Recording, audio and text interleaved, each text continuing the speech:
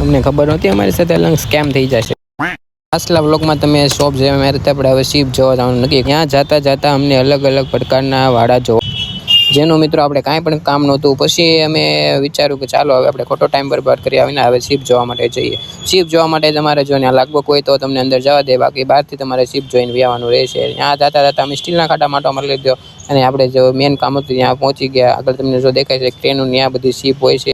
આ જે વાડા હોય ત્યાંથી શિપ કટિંગ થતું એનું અંતર લગભગ 4 કિલોમીટર જેવું થાય છે. અને ત્યાં તમારે ટુ વ્હીલ હોય તો તમને ટુ વ્હીલ લઈને તમે જાઓ તો તમારે સરળતા રહેશે.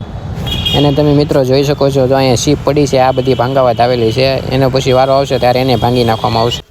અને મિત્રો તમે શીપ જો જવા જતા હોય તો પોતાનું તમે ધ્યાન રાખજો, કેમ કે ત્યાં કટિંગ ને એવું થતું હોય એટલે ઘણીવાર મિત્રો દુર્ઘટના પણ બનતી હોય. અને મિત્રો જો ક્રૂઝ શીપ હોય તો તમને બધી નવીન વસ્તુ એમાં જોવા મળે. બાકી આવા ગેસના કન્ટેનર ને એવું હોય એમાં તમને કાંઈ હોય નહીં જોવાનું. એમાં એનો કાટમાળ પડ્યો હોય જોવા મળે. બાકી ક્રૂઝ શીપ હોય તો એમાં બધી નવીન વસ્તુ તમને જોવા મળે.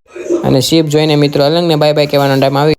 તમને પણ આવું અવનવી વસ્તુ જોવાનો જો રસ હોય, શીપને હું જોવા માંગતો હોય તો એકવાર અવશ્ય અલંગની મુલાકાત લેજો.